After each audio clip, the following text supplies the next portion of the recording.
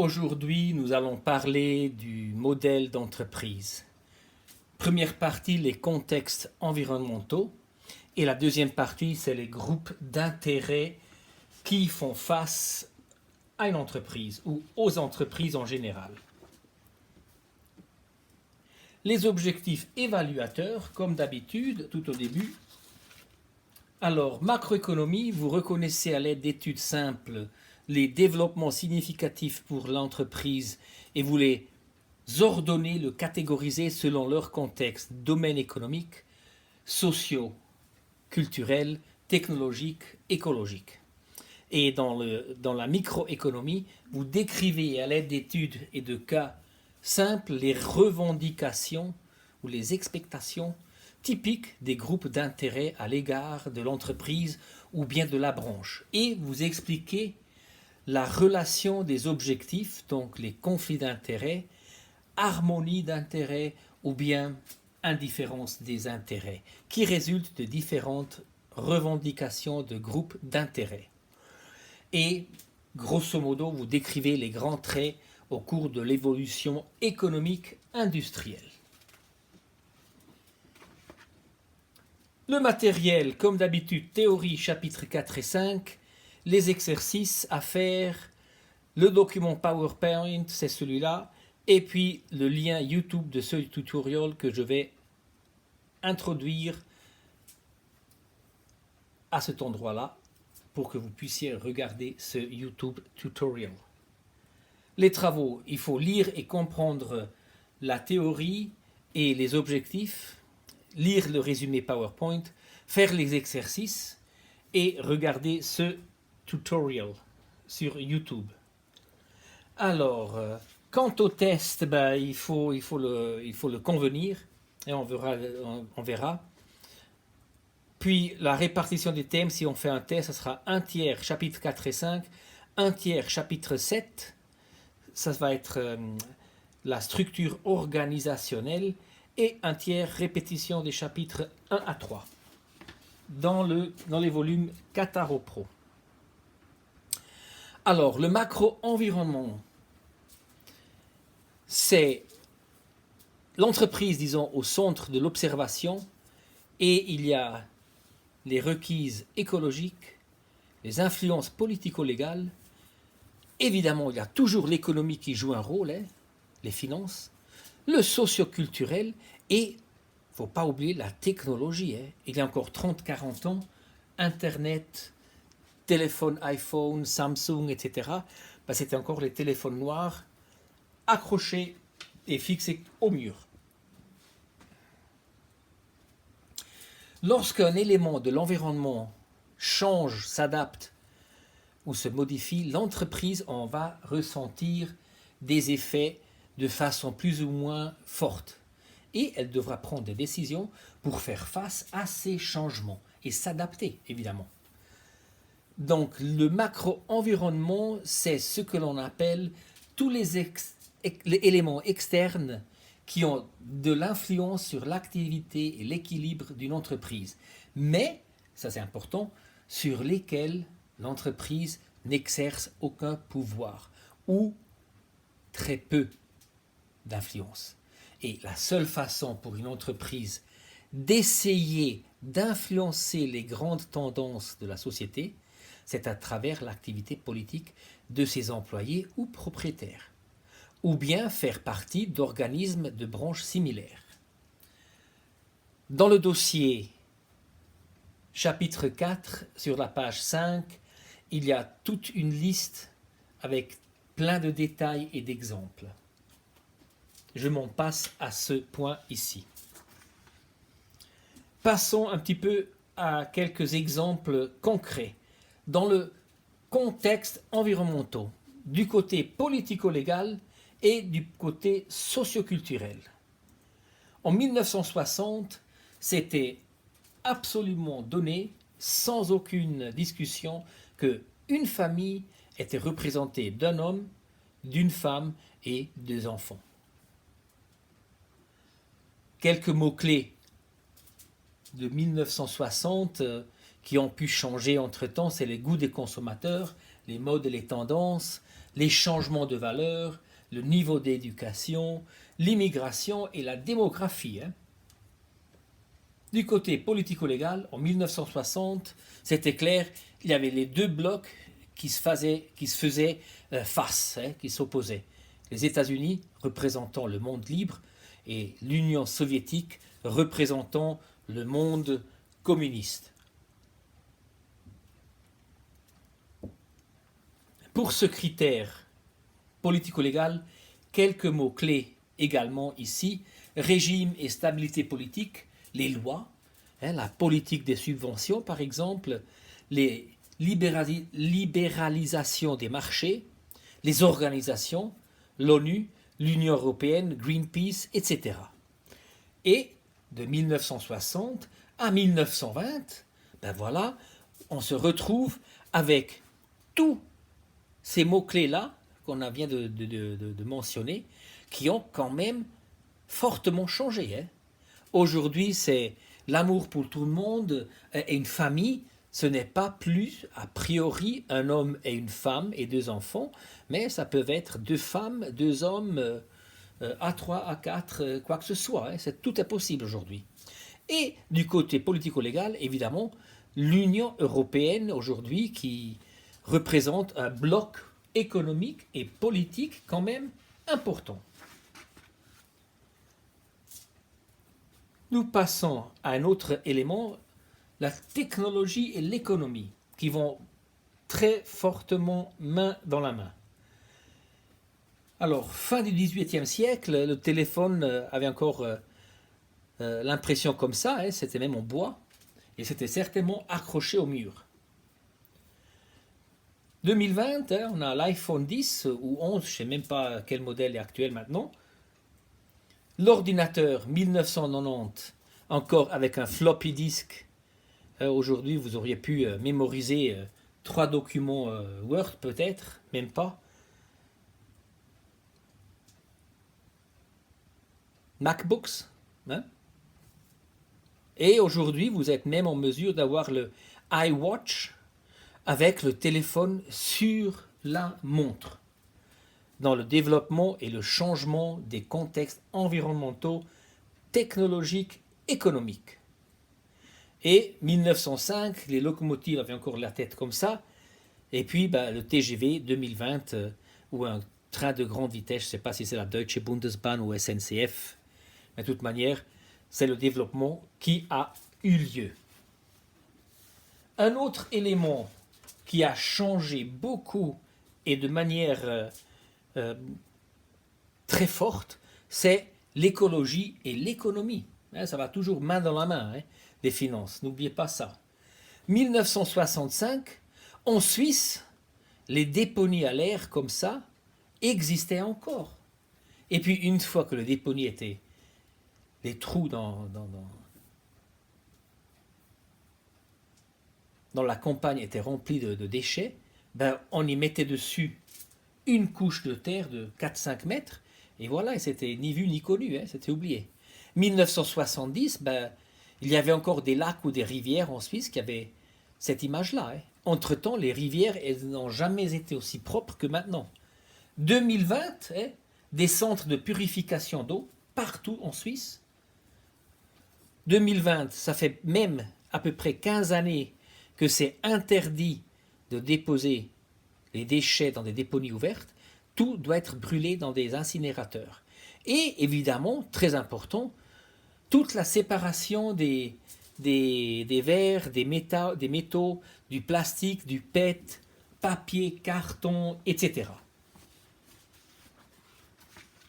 Nous continuons avec des exemples politico-légaux et économiques, socioculturels, parce que c'est tous interdépendants. Jusqu'en 1999, en Europe, on avait la Deutschmark, le franc français, le franc belge, les Gulden pour les Pays-Bas, et les Schilling pour l'Autriche, la Lira pour l'Italie. En 2000, l'euro a été introduit. Et cela, quand même, une décision politico-légale a eu des très grandes répercussions économiques. À l'introduction de l'euro en 2000, un euro valait 1 franc 80, imaginez-vous, et aujourd'hui, un euro, ça vaut encore 1 franc 0,5. Donc il y a quand même eu une grande répercussion économique. Négative pour l'Europe et favorable pour la Suisse, d'un côté ou de l'autre. 2005, il y a vraiment, c'était le point de départ de la grande libéralisation des marchés et de la globalisation, hein, et ça a eu des grandes répercussions politico-légales. Les douanes ont été abolies, les contrôles aux frontières aussi. Schengen a été mis en place. Et en 2015, il y a eu les grands flux de migration, hein, qui, d'un côté ou de l'autre, ont eu quand même des répercussions assez profondes du côté socioculturel. Un homme comme ça en costume, en tenant un signe Need Work, c'était pas imaginable encore il y a 15 ans, et aujourd'hui ça peut être la réalité. Surtout le chômage des gens plus anciens que 50 ans. Ceci dans le contexte environnemental macroéconomique qu'une entreprise ne peut guère influencer. Il faut s'adapter. Passons au micro-environnement. Le micro-environnement, c'est l'ensemble des acteurs qui ont influence directe sur l'entreprise et sur lesquels l'entreprise, elle exerce elle-même une certaine influence. Quels sont les groupes d'intérêt? L'entreprise est en échange réciproque avec les concurrents, évidemment, les fournisseurs, évidemment, les marchés et les clients, les syndicats et patronats, hein, ça regroupe les propriétaires et les employés, hein, dans ce sens-là, en grosso, et les fournisseurs de capitaux. Et il ne faut pas oublier quand même les syndicats et les patronats, pas tout le monde est organisé dans un syndicat ou dans le patronat, c'est les employés et les fournisseurs, pardon, l'État évidemment, c'est très important. Hein. Et il ne faut pas oublier les fournisseurs de capital étranger et propre. Donc ça c'est les groupes d'intérêt les plus proches avec lesquels les entreprises pratiquent un échange régulier et très proche. Or, ces échanges et ces relations, des fois, elles ont des divergences d'intérêts internes versus externes. Donc, par exemple, sur les clients, l'entreprise a une influence sur les clients par le lancement d'un nouveau médicament, mais l'entreprise peut subir une influence par un lobby de consommateurs, par exemple, qui trouve que ce nouveau médicament n'est pas encore assez testé et qu'il y a des effets secondaires qui ne sont pas encore trop connus, par exemple. Même chose avec les concurrents, hein. Il y a l'entreprise qui a une influence sur les concurrents ou bien l'entreprise qui subit l'influence. Par exemple, si un concurrent baisse le prix de ses produits qui sont interchangeables avec les nôtres, par exemple. Et les fournisseurs, évidemment, hein, beaucoup d'influence sur l'entreprise, mais l'entreprise aussi sur les fournisseurs. Et évidemment, les fournisseurs de capitaux, hein, un échange très proche. Et par exemple, dans les syndicats et patronats, si une entreprise doit licencier 10% de son personnel, le syndicat peut faire pression sur l'entreprise pour qu'elle prévoie un plan social. Ou bien, face à la hausse constante des bénéfices de l'entreprise depuis 5 ans, les syndicats négocient une hausse généralisée des salaires. Mais de nouveau, hein, pas tous les employés sont organisés dans des syndicats et pas tous les propriétaires d'entreprises sont regroupés dans des patronats. Et évidemment, ici, il y a des conflits d'intérêts entre les attentes internes et externes. Alors, les différentes relations entre les groupes d'intérêt.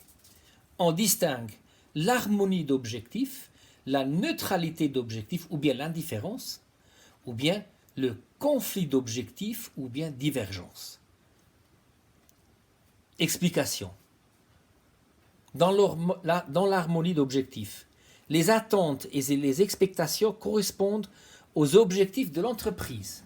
Donc par conséquent, ces attentes se soutiennent, elles sont favorables. Comme exemple, l'entreprise a besoin d'employés très bien qualifiés et les employés veulent participer à des formations continues. La neutralité d'objectifs ou l'indifférence, les attentes et les expectations des groupes d'intérêt ne se touchent pas. Il n'y a pas d'action requise. Par exemple, le magasin ferme à 18h30 et l'employé Xavier, il veut aller à l'entraînement du football club à 19h30. Aucun conflit, c'est neutre. Ou bien, ce qui se passe plus souvent, c'est le conflit d'objectifs ou la divergence. Les attentes se contrarient, excusez-moi, ça c'est encore en allemand, widersprechen, c'est contrarier. Et ici, il y a besoin d'une décision ou d'une action. Et l'entreprise, comme exemple, l'entreprise exige de l'employé Félix qu'il travaille des heures supplémentaires au-delà de 18h30, mais Félix, il veut quand même sortir à 18h30 parce que il trouve que c'est plus important qu'il aille travailler, qu'il aille jouer au foot. Or, quelques exemples de relations entre groupes d'intérêt. Alors, on prend le groupe d'intérêt client-fournisseur. Le critère de relation, c'est le prix. Les clients, ils veulent une excellente qualité comparée à un prix le plus bas possible, mais le fournisseur, par exemple, s'il doit fournir une qualité suprême, il devra exiger un prix plus élevé. Donc, il y a une situation de concurrence ou qui se contrarie. Et c'est un conflit. Critère relation, le salaire. Groupe d'intérêt, employé, patronat, ou bien entrepreneur. Les employés, certainement, ils veulent un salaire le plus élevé possible. Le patronat, ils veulent payer un prix juste, mais pas trop élevé. Parce que ça diminue le salaire, ça diminue leurs bénéfices. Donc, il y a un conflit d'objectifs dans ce cas-là.